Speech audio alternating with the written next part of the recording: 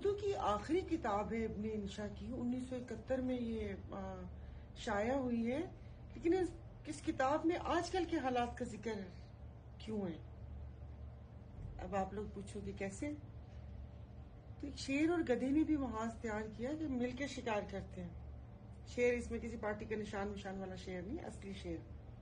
उन्होंने इकट्ठा इत्तेहाद बना के बहुत सारे जानवर मारे और एंड में जब शिकार तकसीम करने की बारी आई तो शेर ने 3 ढेरियां बनाई और कहा कि पहली ढेरी तो जंगल के बादशाह के होने की हैसियत से मेरी है, दूसरी इसलिए कि मैं शिकार में बराबर का हिस्सेदार हूँ, बाकी रही तीसरी ढेरी, अगर किसी में हिम्मत है तो वो उठा ले।